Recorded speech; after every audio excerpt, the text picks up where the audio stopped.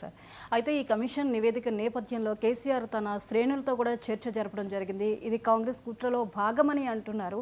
అంతేకాకుండా ఎవరినైనా ఎప్పుడైనా అరెస్ట్ చేయొచ్చు, భయపడాల్సిన పని లేదు, ఈ దుష్ప్రచారాన్ని తిప్పి కొడదామంటూ ఆయన శ్రేణులకు ధైర్యం ఇస్తున్నారు.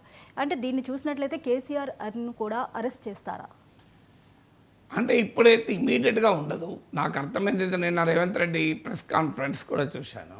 ఇప్పుడు మొదలు, ఎందుకంటే మనకు అరెస్ట్ అనేది it's a political decision, it's not just a legal decision. Arrest అయితే జరగబోయే రాజకీయ పర్యవసనాలు ఏంటి, ప్రజల్లో సానుభూతి పెరుగుతుందా, ప్రభుత్వానికి ఉపయోగపడుతుందా, ఇవి ఈ లెక్కలు వేసుకోవాలి. కమిషన్ నివేదిక ఆధారంగా మాత్రమే అరెస్ట్ చేయడమా చేయకపోవడం అంటూ ఉండదు. అరెస్ట్ చేయడము చేయకపోవడం is not a technical decision, అది సాంకేతికపరమైన నిర్ణయం కాదు. It's not even a legal decision. డెమోక్రసీలో అది పొలిటికల్ డిసిషన్. పొలిటికల్ డిసిషన్ను పాలిటిక్స్తో అంచనా వేస్తారు. ఎందుకంటే ఇప్పుడు ఆంధ్రప్రదేశ్లో మనం చూసాం, స్కిల్ డెవలప్మెంట్ స్కామ్లో చంద్రబాబు నాయుడు అరెస్ట్ కాస్త జగన్మోహన్ రెడ్డి ప్రభుత్వ పతనానికి సమరశంకారావాన్ని పూరించింది. ప్రజల్లో బాగా వ్యతిరేకత వచ్చింది. నేను ఆ రోజుల్లో కూడా నా వీడియోలు మీరు చూడండి, అప్పుడు కూడా చెప్పాను. ఈవెన్ తెలుగుదేశం పెరిఫరీని దాటి కూడా, అంటే సాంప్రదాయ తెలుగుదేశం ఓటర్లు, తెలుగుదేశం కార్యకర్తలు, సానుభూతి పనులు ఎలాగో చంద్రబాబు నాయుడు అరెస్ట్ని తప్పుపడతారు. కానీ తెలుగుదేశం ట్రెడిషనల్ పెరిఫరీ దాటి కూడా ప్రజలు దీన్ని వ్యతిరేకిస్తున్నారని ఆ రోజు చెప్పాను, ఇప్పుడు చెప్పడం కాదు. మీరు అప్పటి వీడియోలు చూడండి, 2024 కన్నా ముందున్న వీడియోలో ఉంటుంది. ఎందుకంటే యూట్యూబ్ వచ్చాక ఒక అడ్వాంటేజ్ ఏంటంటే నేను అన్నానని చెప్పి తప్పించుకోలేను. అప్పుడు వీడియోలు ఉంటాయి కనుక ఎవరైనా వెళ్ళి చూడొచ్చు.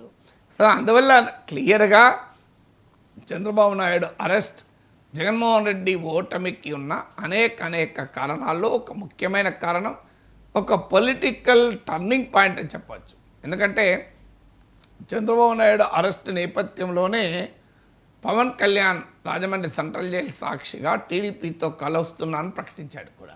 అంటే పొలిటికల్ రీఅలైన్మెంట్ కూడా Chandrababu Naidu arrest clinching point అయింది. అలాగే జగన్మోహన్ రెడ్డి అరెస్ట్ ఎక్స్పీరియన్స్ కూడా ఉంది. ఉమ్మడి రాష్ట్రంలో కాంగ్రెస్ ప్రభుత్వానికి రాజశేఖర రెడ్డి మరణానంతర సానుభూతి వెల్లువ జగన్ వైపు ఉండగా, జగన్ అరెస్ట్ చేసి 16 నెలలు జైల్లో పెడితే కాంగ్రెస్ పార్టీ వాళ్ళు తుడిచిపెట్టుకుపోయింది ఆంధ్రప్రదేశ్లో. కానీ జగన్మోహన్ రెడ్డి నాయకుడయ్యాడు. 1% ఓటింగ్ ఇప్పటికీ కాంగ్రెస్కు 1% ఓటింగ్ ఉంటే జగన్మోహన్ రెడ్డికి ఓడినా 40% ఓటింగ్ ఉంది. సో అందువల్ల ఈ పొలిటికల్ రామిఫికేషన్స్ ఎలా ఉంటుంది అని, సాధారణంగా సానుభూతి అనేది వాక్యూమ్లో ఉండదు. ఈవెన్ మీకు అలిపిరి ఘటన జరిగి అప్పటి ముఖ్యమంత్రి చంద్రబాబు నాయుడు పైన హత్యా ప్రయత్నము నక్సలైట్లు చేసినా చంద్రబాబు నాయుడు సింపతి రాలే. సింపతి వస్తనుకొని ఎన్నికలకు కూడా కాస్త ప్రిపోన్ చేయించాడు. కానీ సింపతి రాలే, 2004లో ఓడిపోయాడు. అందువల్ల సింపతి అనేది పొలిటికల్ వాక్యూమ్లో ఉండదు, కాంటెక్స్చువల్గా ఉంటుంది. ఆ కాంటెక్స్ట్ ప్రధానంగా ఏంటంటే, ప్రభుత్వం పైన భారీగా అసంతృప్తి పెరిగిన సమయంలో ఒక ప్రత్యర్థిని అరెస్ట్ చేస్తే అది ఇంకా నెగిటివ్ అవుతుంది. ప్రభుత్వం పైన అంతగా అసంతృప్తి పెరగని సమయంలో అరెస్ట్ చేస్తే అంత నెగిటివ్ కాదు. తర్వాత ఆ ప్రతిపక్ష నేత పట్ల ప్రజల్లో ఎలాంటి అభిప్రాయం ఉంది అంటే, ఇప్పుడు కేసీఆర్ను అరెస్ట్ ఇంకా ఎందుకు చేయడం లేదు, కేసీఆర్ వల్ల తెలంగాణ సర్వనాశనమైందని ప్రజలు భావిస్తే, కాంగ్రెస్ నేతలు భావిస్తే కాదు, ప్రజలు భావిస్తే, లేదా కేసీఆర్ కాళేశ్వరం కట్టి తెలంగాణను శాశ్వతంగా అప్పులపాలు చేశాడు, ఇంత న్యాయమా అని ప్రజలు గనక గట్టిగా భావిస్తే, పీసీ ఘోష్ కమిషన్ భావిస్తే కాదు, అప్పుడు మీరు కేసీఆర్ని అరెస్ట్ చేస్తే సానుభూతి వస్తుంది.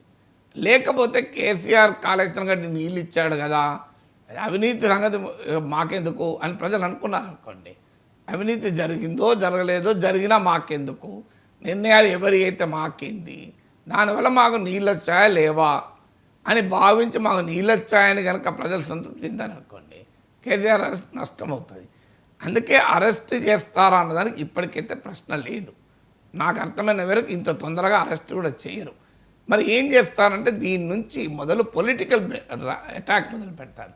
ఆల్రెడీ నిన్న రేవంత్ రెడ్డి, ఉత్తమ్ కుమార్ రెడ్డి, బట్టి విక్రమార్కల అటాక్తో మొదలైంది.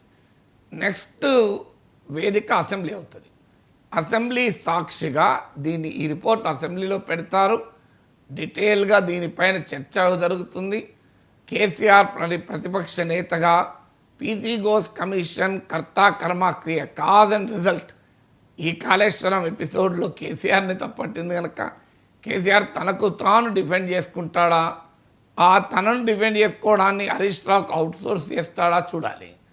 సో అందువల్ల అది కేసీఆర్ అసెంబ్లీకి వచ్చి దీన్ని ఎదుర్కొంటాడా లేదా అనేది, అందువల్ల పొలిటికల్ అటాక్ అసెంబ్లీ వేదికపై జరుగుతుంది. ఈలోగా స్థానిక సంస్థల ఎన్నికల్లో కాళేశ్వరంలో భారీ అవినీతి జరిగింది.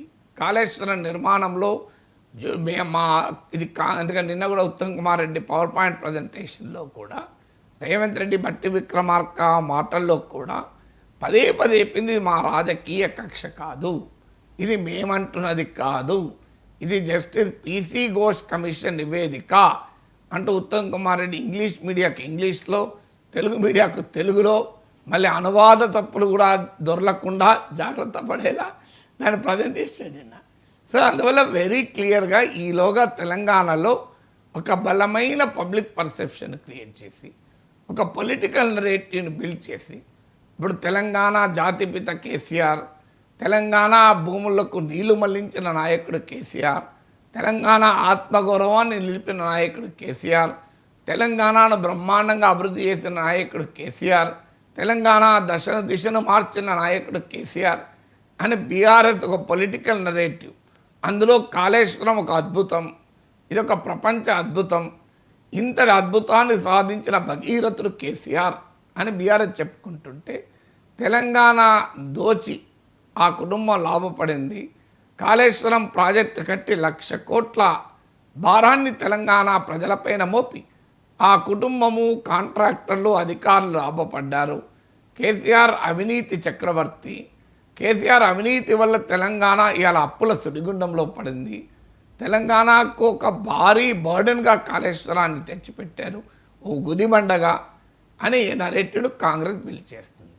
అందువల్ల కాంగ్రెస్ బిల్డ్ చేసే పొలిటికల్ నరేటివ్కు, కాంగ్రెస్ జరిపే పర్సెప్షన్ వార్కు కాళేశ్వరం నివేదిక ఒక ఆయుధం అవుతుంది. ఇది స్థానిక సంస్థల వరకు నడుస్తుంది. ఆ తర్వాత నెక్స్ట్ మరి ఇవాళ రాజకీయ పార్టీలు చాలా శాస్త్రీయంగా కూడా ఆలోచిస్తారు, సర్వేలు జరుపుకుంటారు, ప్రజలు ఏమనుకుంటున్నారు, కేసీఆర్ గురించి ఏమనుకుంటున్నారు, కాంగ్రెస్ ప్రభుత్వం ఏమనుకు లెక్కలేసి జమా లెక్కల్లో తేలితే అప్పుడు కేసీఆర్ని అరెస్ట్ చేస్తారు. అప్పటిదాకా కేసీఆర్ని అరెస్ట్ చేస్తారని నేను అనుకోను.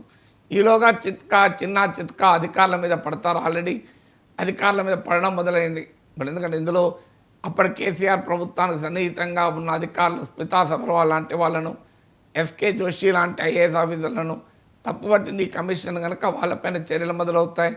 ఆల్రెడీ అప్పటి ఇంజనీర్లపైన ఏసీబీ దాడులు జరుగుతున్నాయి. సో ఇలా ముప్పేట దాడి కాళేశ్వరం చుట్టూ జరుగుతుంది. ఆ తర్వాత వచ్చిన అంచనా బట్టి కేసీఆర్ అరెస్టు వైపుగా వెళ్తారు.